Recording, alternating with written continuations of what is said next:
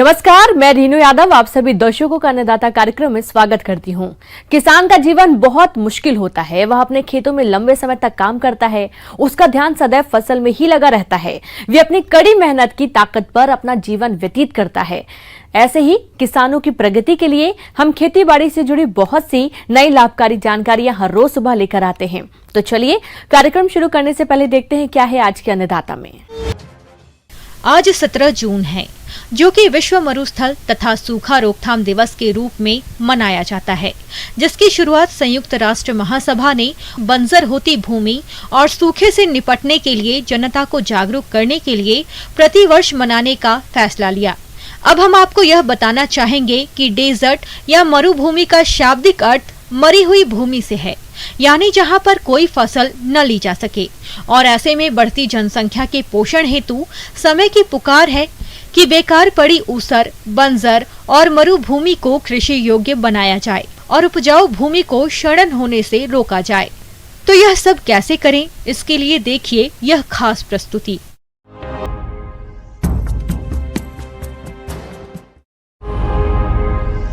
मरुस्थलीकरण भूमि अपरदन की ऐसी परिघटना है जिसमें प्राकृतिक क्षमता और पारिस्थितिक पर विपरीत प्रभाव पड़ता है। ये आर्थिक सामाजिक व्यवस्था को परिवर्तित कर लोगों की जीविका पर संकट खड़ा करती है।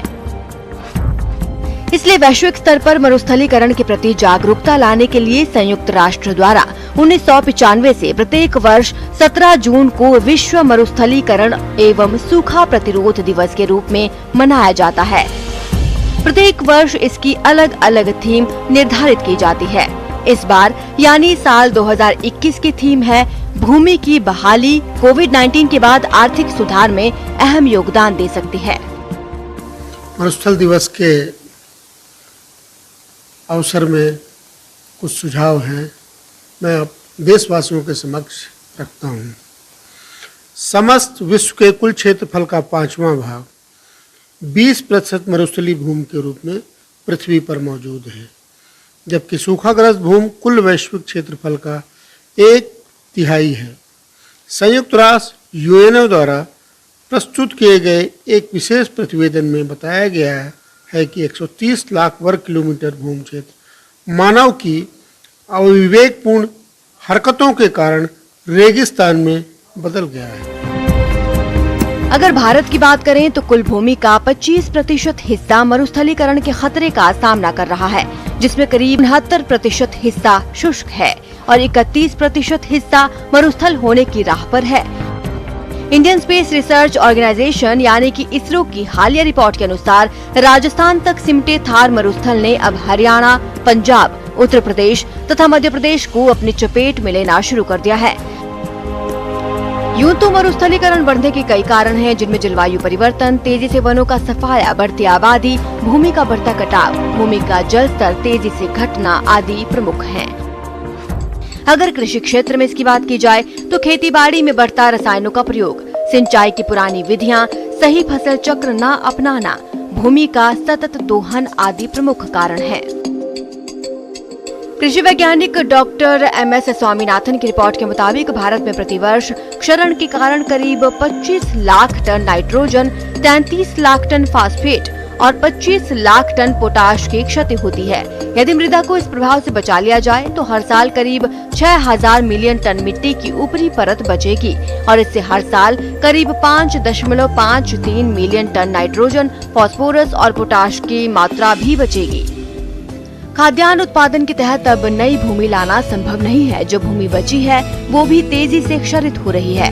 संयुक्त राष्ट्र खाद्य एवं कृषि संगठन के अनुसार प्रति वर्ष 27 अरब टन मिट्टी अपरदन, जलभराव, क्षारीयता के कारण नष्ट हो रही है। यदि भूक्षरण की ये गति जारी रही तो अगले 30 सालों में विश्व को खाद्य पदार्थों की भीषण कमी का सामना करना पड़ेगा। इसकी रोकथाम के लिए अभी से ही इसे रोकने की ओर कदम उठाने होंगे। मरुस्थलीय रेगिस्तान को उपजाऊ बनाने के लिए हम लोगों को पर्यावरण के ऊपर विशेष ध्यान देना होगा। जो पौधे आपकी जलवायु को या रेगिस्तान वाली मिट्टियों को सूट करते हैं उनको लगाने होंगे और मरुस्थलीय रेगिस्तानी जमीन को पर्यावरण से बचाने के लिए छोटे छोटे स्टॉप डैम का, तालाब का, बंधों का निर्माण करना होगा, जिससे वाटर रिचार्ज जो हमारा नीचे जाता जा रहा है वो भी हो संरक्षित। इस तरीके से मरुस्थल की हम रक्षा करने में आत्मनिर्भर और आत्मविभोर होंगे। वैसे तो पर्यावरण को सुरक्षित रखने की जिम्मेदारी हमारी सबकी है और सबको अपने स्तर पर इसे बचाने के प्रयास करने चाहिए। अगर कृषि क्षेत्र की बात करें तो जैविक खेती को बढ़ावा देना अहम पहलू है। साथ ही खेत की मेड़ों पर वृक्षारोपण, कृषि वानिकी पद्धति को भी अपनाना होगा। खेतों में रसायनों के प्रयोग को कम करते हुए जैव कीटनाशी और रोगनाशी को बढ़ावा देने की जरूरत है। खेत में हरी खाद, कार्बनिक खादों का प्रयोग को बढ़ावा देना होगा। सिंचाई के क्षेत्र में टपक और फव्वारा सिंचाई जैसी पानी को बचाने वाली विधियों को अपनाना पड़ेगा। ऊर्जा के क्षेत्र में सौर ऊर्जा का अधिकतम प्रयोग करना होगा। जल और मिट्टी के कटाव को रोकने के लिए खेतों में मेड़बंदी करना, पहाड़ी क्षेत्रों में मिट्टी कटाव को रोकने के लिए वृक्षारोपण के साथ साथ गेवियन संरचनाएं और खाइयां बनाना जरूरी है। ऐसे क्षेत्रों में सीढ़ीनुमा खेती को बढ़ावा देना होगा।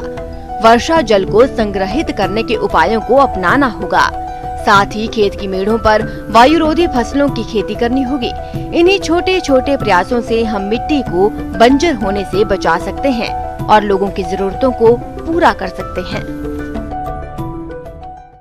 किसान भाइयों, अभी तक आपने खेती से जुड़ी कुछ उपयोगी जानकारियां देखी हैं। अब लेते हैं एक छोटा सा ब्रेक, जल्द ही लौटेंगे। कार्यक्रम में आगे भी है खेती बाड़ी से जुड़ी बहुत सी महत्वपूर्ण जानकारियां, तो बने रहिए हमारे साथ। ब्रेक के बाद एक बार फिर से आप सभी दर्शकों का अन्नदाता में स्वागत है।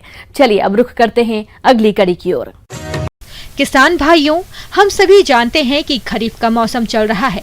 ऐसे में जिन किसान भाइयों ने अपने खेतों में टमाटर की फसल लगा रखी है, उनकी फसल बढ़वार की अवस्था पर है और इस समय फसल में कई तरह के रोगों का प्रकोप होता है। इससे टमाटर की पैदावार प्रभावित हो जाती है। तो किसान टमाटर की फसल में लगने वाले रोगों की पहचान करके रोकथाम के लिए कौन कौन से उपायों को अपनाएं, इस बारे में जानते हैं डॉक्टर YS परमार, बागवानी एवं वानिकी विश्वविद्यालय नौड़ी सोलान के प्रधान वैज्ञानिक डॉक्टर नरेंद्र भरत से। आज मैं आपको टमाटर की फसल में जो आजकल रोग लग रहे हैं उसके बारे में मैं थोड़ी सी आपको जानकारी दूंगा अपने किसान भाइयों को। जैसे कि जो टमाटर की फसल है, टमाटर की फसल जो है वो एक तो गर्मियों में लग जाती है जल्दी और एक थोड़ी सी बरसात के समय में तैयार होती है। तो दोनों ही जो फसलें हैं, जो गर्मियों में फसल लगती है उसमें रोगों का प्रकोप थोड़ा सा कम होता है, लेकिन जो बरसात में फसल लगती है उसमें रोगों का प्रकोप ज़्यादा होता है, क्योंकि जो बरसात की वजह से जो है वो फफूंद वगैरह, जो बैक्टीरिया वगैरह उनका ज़्यादा पनपते हैं, क्योंकि ह्यूमिडिटी और जो मॉइस्चर है वो ज़्यादा होता है, तो इस वजह से वो ज़्यादा होते हैं। इस समय टमाटर में कुछ ऐसे रोग लग जाते हैं जो हमारी फसल को बिल्कुल बर्बाद कर सकते हैं। फिर चाहे उसको हम छोटे क्षेत्र में कर रहे हों या हम व्यावसायिक तौर पर कर रहे हों, कहीं न कहीं हमारी फसल को इन रोगों से काफी अधिक नुकसान पहुंचती है। तो जो किसान भाई टमाटर की फसल में लगने वाली रोगों की सही पहचान करके समय रहते रोकथाम के उपायों को अपनाते हैं, उनकी फसल रोगों से बच जाती है और उनको अच्छी पैदावार मिलती है। तो आजकल ज़्यादातर जो पत्ता धब्बा रोग है, लीफ स्पॉट जिनको बोलते हैं हम, या लीफ ब्लाइट, वो रोग जो है बहुत ज़्यादा आ रहे हैं। तो उनके जो पहचान है वो तो सीधी है कि पत्तों में जो है, आपको जैसे नाम ही उसका पत्ता धब्बा है, तो पत्तों में जो है वो उसमें दाग उभरते हैं, काले रंग के, हल्के भूरे रंग के, गहरे भूरे रंग के दाग उभरते हैं। और कई बार दाग में जो है वो उसके चारों तरफ जो है वो पीले घेरे भी बन जाते हैं। और कई बार जो जहाँ दाग पड़ता है वहाँ से वो पत्ते तुड़मुड़ भी जाते हैं थोड़े से, या कई बार दाग वाला पोर्शन जो है वो पत्तों से टूट भी जाता है और उसमें पत्तों में छेद जैसे भी नजर आते हैं। उससे क्या होता है कि जो भोजन जो बनने की उसकी क्षमता है वो कम हो जाती है और उससे जो है फसल की जो पैदावार है उस पर जो है उसकी या बढ़ोतरी है उस पर उसका असर पड़ता है। तो उसके लिए सबसे ज़रूरी है कि मैं किसान भाइयों को सलाह दूंगा कि जैसे ही वो पत्ता धब्बा रोग आपको शुरू में नज़र आए, अगर आपको लग रहा है कि ये जो मौसम है ये ऐसा मौसम काफ़ी आगे रहेगा, बीच बीच में बौछारें पड़ेंगी या गर्मी भी, बौछारें भी, तो उस अगर ऐसा मौसम रहेगा और पत्ते धब्बे अगर आपको धब्बों से वो थोड़ा सा और बढ़ने लग जाएं और वो 2-3 धब्बे मिलके बड़ा स्पॉट बनाने लग जाएं, तब आपको मैं सलाह दूंगा कि ऐसा होने से पहले ही आप जो है उस पर जो है वो छिड़काव करें। और इसके लिए छिड़काव जो है वो फफूंदनाशक दवाइयाँ हैं उनका भी आप कर सकते हैं। उसके लिए आपको मैंकोजेब दवाई है वो आपकी 2.5 ग्राम प्रति लीटर के हिसाब से छिड़काव होता है उसका, या आपका कॉपर ऑक्सीक्लोराइड नाम की दवाई है वो भी 2 से 2.5 ग्राम प्रति लीटर पानी के हिसाब से आप उसका जो है वो छिड़काव कर सकते हैं। उससे क्या होगा कि आपका जो ये रोग है अगर आपका इसमें आ गया है तो उसकी बढ़ोतरी जो है इसमें रुक जाएगी। तो साथ में इसमें बहुत ज़रूरी है कि जो आपके जैसे मान लो पत्ते आपके जो ख़राब हो गए हैं या जो जिनमें ब्लाइट लग गई है या लीव्स अगर वो नीचे झड़ गए हैं तो आप उनको भी इकट्ठा करके उनको भी साथ में साइड में ले जाके जला दें। किसान भाइयों, टमाटर की फसल में काली टिक्की, जिसे बकाई रॉट के नाम से भी जाना जाता है, इसकी सही पहचान करके समय रहते रोकथाम के उपायों को अपनाया जाए तो फसल में होने वाले नुकसान से काफी हद तक बचा जा सकता है। तो आइए जानते हैं टमाटर की फसल में लगने वाले काली टिक्की रोग की पहचान और रोकथाम के बारे में। बरसात में जो है वो 2-3 रोग काफ़ी प्रमुख जो है वो टमाटर की फसल को नुकसान पहुंचाते हैं। उसमें से ज़्यादातर नाम जो लोग किसान भाई उसको नाम काली टिक्की बोलते हैं। काली टिक्की 2 तरह का होता है। एक काली टिक्की जो होता है वो उसको हम बकाई रॉट बोलते हैं, वो सिर्फ फलों पे ही आता है, और एक काली टिक्की होता है जो फलों पे भी आता है और जो साथ में पत्तों पे भी आता है, पत्तों पे भी काले दाग पड़ते हैं। और जो पत्तों वाला रोग है जो पत्तों में भी आता है वो थोड़ा सा ठंडा जब ठंडे इलाके होते हैं थोड़ा हाइट वाले इलाकों में ज़्यादा आता है। और जो बकाई रॉट है जो काली टिक्की जो गोल गोल धब्बे पड़ते हैं वो जो है वो थोड़े से निचले इलाकों में गर्म इलाकों में ज़्यादा आता है। तो उसके लिए मैं किसान भाइयों को बताना चाहूँगा कि उसके लिए बहुत ज़रूरी है कि आजकल ही आप तैयारी करें उसकी, क्योंकि ये बरसात में जो है ये रोग काफ़ी फैलता है। तो इसमें आजकल जो है एक तो सबसे पहले आपने जो है वो अपने जो टमाटर का जो पौधा है आपका उसका आपने निचला जो पोर्शन है आपका जो ज़मीन से लगता जो उसकी टहनियाँ हैं या उसके पत्ते हैं उनको आपने काट देना है। कम से कम 15 से 20 सेंटीमीटर का जो उसका पोर्शन है उसको आपने बिल्कुल साफ़ कर देना है। तो उससे क्या होगा कि जो उसका हवा जो है वो क्रॉस होगी उससे, और उस हवा क्रॉस होने से क्या होगा कि जो नमी है वो जो टहनी तनों पे जो नमी है, पत्तों पे जो निचली टहनियों पे जो नमी है वो नमी कम हो जाएगी हवा के क्रॉस होने से। उससे भी जो है रोग का फैलाव जो है ये कम होगा। और साथ में एक और मैं सलाह दूंगा कि उसमें जो है आप जो है वो मल्चिंग हम बोलते हैं, कोई चीज़ आप बिछा दें, घास बिछा सकते हैं या पॉलीथीन मल्च आप यूज़ कर सकते हैं। उसके 2 फ़ायदे हैं। एक फ़ायदा तो है कि आपका जो बरसात में खरपतवार बहुत आता है और खरपतवार से भी ये रोग बहुत फैलता है। तो एक तो आपका खरपतवार जो है आपका वो नहीं इसमें फैलेगा क्योंकि आपने उसको ढक दिया है ऊपर से और खरपतवार नहीं आएगा। तो उस मिट्टी के ऊपर अगर आप एक लेयर बना देंगे घास की तो उससे क्या होगा कि जो रोगाणु है वो बारिश के छींटे जब पड़ेंगे बरसात में उसके साथ वो वापस नहीं आ पाएंगे। तो अगर आपने मल्च बिछाई होगी तो ये काम नहीं होगा और एक दोनों के बीच में एक बैरियर का काम वो करेगा। तो ये इसका बहुत फ़ायदा है मल्चिंग करने का। उससे क्या होगा कि क्योंकि ये रोग जो है वो मिट्टी जनित है, मिट्टी से ये ऊपर को आता है। तो अगर आप मिट्टी में जो है मिट्टी से टच नहीं होने देंगे पत्ते को या टहनी को तो इस रोग का जो है वो फैलाव थोड़ा कम हो जाता है। और साथ में एक उसको हम बोलते हैं स्प्रे छिड़काव भी फफूंदनाशक का। उसमें आप जो दवाइयाँ मैं बताऊंगा एक तो है मैंकोजेब, वो 2.5 ग्राम प्रति लीटर के हिसाब से या तो उसका छिड़काव कर दें या आपकी मेटालेक्जिल प्लस मैंकोजेब रिडोमिल के नाम से दवाई आती है उसका आप छिड़काव 2.5 ग्राम प्रति लीटर के हिसाब से आप कर सकते हैं बरसात आने से कम हफ्ता पहले। उससे क्या होगा कि अगर थोड़ा बहुत रोग आपका पिछले साल का प्री मानसून की वजह से अगर आपके खेत में शुरू हो गया है तो वो जो है वो रुक जाएगा वहीं पे ही। और बरसात आने पर जो है क्योंकि रोगाणु की संख्या कम हो जाएगी छिड़काव से तो जो फैलाव होगा वो उसी मात्रा में कम हो जाएगा। आगे और भी है खेती बाड़ी से जुड़ी बहुत सी रोचक जानकारियां, पर यहाँ पर रुकेंगे एक और छोटे से ब्रेक के लिए। जल्द हाजिर होते हैं। ब्रेक के बाद एक बार फिर से आप सभी दर्शकों का अन्नदाता कार्यक्रम में स्वागत है। बढ़ते हैं अगली प्रस्तुति की ओर। झारबेरा फूलों की बढ़ती मांग को देखकर बहुत से किसान पॉली हाउस में झारबेरा की खेती करने लगे हैं, लेकिन झारबेरा की फसल से अधिक और अच्छी क्वालिटी के फूलों को प्राप्त करने के लिए आपको अपनी फसल के अनुसार उसका प्रबंधन करना होगा और इन प्रबंधनों में सिंचाई से लेकर पौधा सुरक्षा तक सभी कार्यों को वैज्ञानिक मापदंडों के अनुसार अपनाना होगा, तभी इस फसल से अच्छा लाभ मिलेगा। तो किसान किस प्रकार से करे फसल का प्रबंधन, इस बारे में बता रहे हैं कृषि वैज्ञानिक डॉक्टर संचिता घोष। सबसे पहले मैं किसान भाइयों बहनों को स्वागत करती हूँ। अब ये जो जरबेरा है ये बहुत अच्छे कटे पुष्प के रूप में यूज़ होता है, हम लोग सब जानते हैं। पॉली हाउस में इनका खेती होता है। अब आती हूँ मैं पॉली हाउस में क्या क्या करना चाहिए। जरबेरा लगाने के बाद आप लोग को जैसे कि आप लोग खाद देते हैं, उसके अलावा भी लिक्विड फर्टिलाइज़र आता है जो देना बहुत आवश्यक है फूलों की अच्छी उपज पाने के लिए। तो इसमें कई तरह के ये जो लिक्विड फर्टिलाइज़र आते हैं, इसमें पहले जो लगाने के 1 महीना तक हम लोग को जैसे कि NPK आता है 12:61:0, इस रेशियो में जो NPK 1 kg का पैकेट आता है, इसका 1 ग्राम प्रति लीटर में घोल करके हफ्ते में 1 बार देना होगा पौधा में। उसके बाद अगले महीने में NPK का एक और रेशियो का फर्टिलाइज़र आता है जो कि 13:0:45 का आता है, जिसमें फास्फोरस नहीं रहता है, इसमें पोटाश रहता है। क्योंकि ये जो पोटाश रहता है ये फूल की विकसित करने के लिए अति आवश्यक है।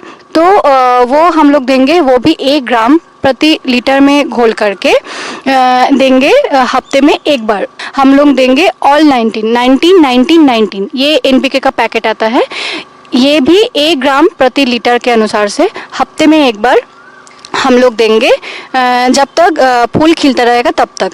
और इसके अलावा भी हम लोग देंगे कि अनुखाद्य जो बोलते हैं वो भी फूल के अच्छे विकास के लिए बहुत ज़रूरी है। नहीं तो ये जो फूल होता है ये अच्छे से खिलते नहीं है, नहीं तो इसका जो डंठल होता है वो मजबूत नहीं होता है, तब कटिंग करने के बाद वो फिर मुरझा जाता है, नहीं तो वो अच्छे से उसका मार्केट वैल्यू बहुत कम हो जाते हैं।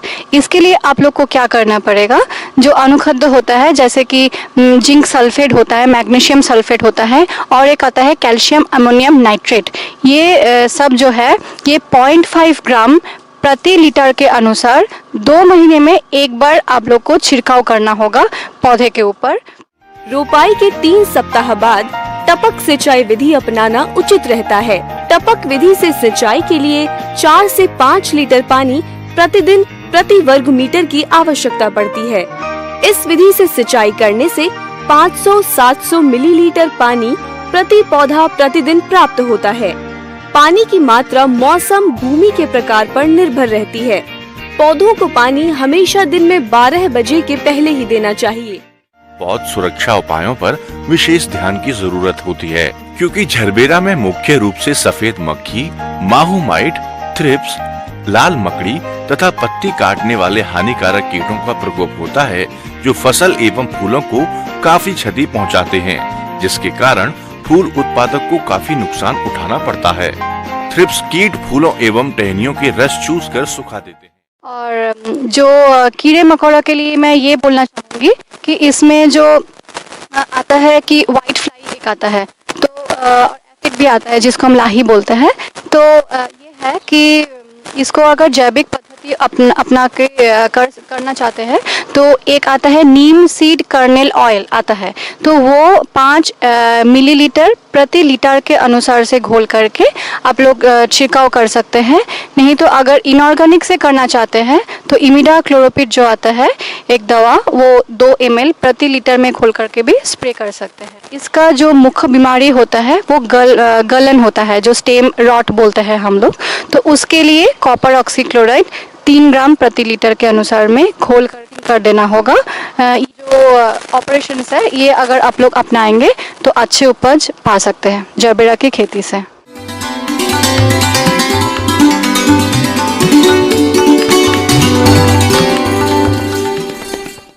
अन्नदाता हेल्पलाइन निःशुल्क फोन संपर्क सेवा के माध्यम से आपके द्वारा पूछे गए प्रश्नों में से 1 या 2 महत्वपूर्ण प्रश्नों को हम अपने कार्यक्रम में शामिल करते हैं, और इसी के तहत आज का चयनित प्रश्न और उसका जवाब इस प्रकार है। अन्नदाता कार्यक्रम में आज जो प्रश्न हमने शामिल किया है उसे पूछा है गांव उदलीबास जिला जोधपुर से राजू राम जी ने। आप लाख के शत्रु कीटों की रोकथाम के बारे में जानकारी चाहते हैं, तो राजू राम जी आपकी जानकारी के लिए देखिए कार्यक्रम का यह अंश।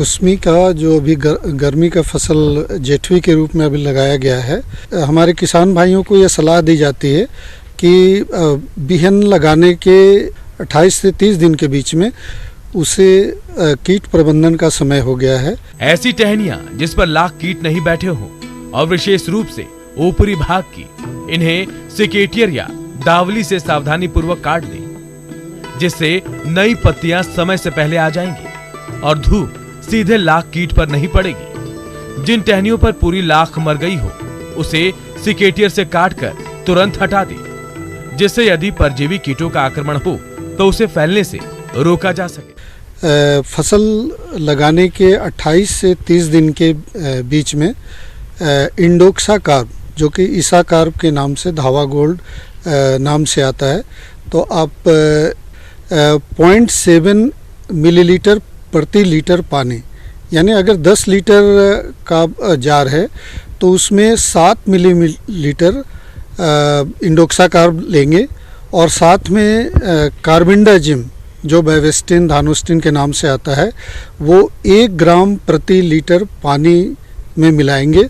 10 लीटर का अगर पानी है का जार है तो उसमें 10 ग्राम बेविस्टिन या धानुस्टिन जो भी उपलब्ध हो, कार्बेंडाजिम, वो 1 ग्राम प्रति लीटर के हिसाब से घोल बना के और अपने लाख के फसल के ऊपर 28 से 30 दिन में पहला छिड़काव करेंगे और दूसरा छिड़काव उनको 38 से 40 दिन के बीच में करना है और उस समय दवा जो है उन्हें बदल देनी है और फिप्रोनिल जो रिजेंट के नाम से भी आता है, तो फिप्रोनिल दवा 1.5 मिलीलीटर प्रति लीटर पानी, अगर 10 लीटर का जार है तो आप 15 मिलीलीटर दवा ले सकते हैं, फिप्रोनिल ले सकते हैं और साथ में जो बेविस्टिन है, कार्बेंडाजिम, जो बेविस्टिन धानुस्टिन डोरोसोल के नाम से आता है, आप इसकी मात्रा 1 ग्राम प्रति लीटर मिला लें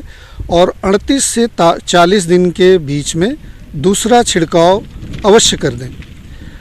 और जिन भाइयों का अगर पहले उन्होंने कुसमी फसल लगाया है तो उनका अभी तीसरे छिड़काव का भी समय आ गया है, तो वो 58 से 60 दिन के बीच में वो तीसरा छिड़काव करें और तीसरा छिड़काव में उन्हें दवा फिर बदल देनी है। उन्हें स्पाइनोसेट यानी जो सक्सेस के नाम से उपलब्ध है बाज़ार में, तो 2 मिलीलीटर प्रति लीटर पानी में आपको घोल बनानी है और साथ में आपको जो बेविस्टिन है, कार्बेंडाजिम के नाम से जो भी बेविस्टिन धानुस्टिन डोरोसोल जो भी उपलब्ध है, आप उसको 1 ग्राम प्रति लीटर के मात्रा से ले सकते हैं और दोनों को एक साथ घोल बना के अपने किसान भाइयों को ये सलाह दी जाती है कि रॉकर टाइप स्प्रे मशीन से अपने कुसुम पेड़ों पे छिड़काव कर दें। इस तरह आपका फसल शत्रु कीट से बचाव हो जाता है और आपका फसल 2.5 गुना तो निश्चित तौर पे बढ़ोतरी हो जाती है। किसान भाइयों, अन्नदाता आपकी सेवा के लिए संकल्परत है। कृषि संबंधित समस्या एवं सुझावों के लिए आप हमें इस पते पर संपर्क कर सकते हैं। प्रोड्यूसर अन्नदाता news 18 Rajasthan, Ramoji film city Hyderabad 501512। साथ ही आप हमें ईमेल भी कर सकते हैं। हमारा ईमेल है p18annadataraajasthan@nw18.com और इसके अतिरिक्त आप हमें निःशुल्क हेल्पलाइन नंबर 1800419215 पर सोमवार से शनिवार सुबह 10 से शाम 4 बजे के बीच संपर्क कर सकते हैं। किसान भाइयों, अब समय हो रहा है आपसे विदा लेने का, तो हमारी अन्नदाता टीम को दीजिए इजाजत। कल फिर आपसे मुलाकात होगी कृषि संबंधित कुछ और महत्वपूर्ण जानकारियों के साथ। नमस्कार।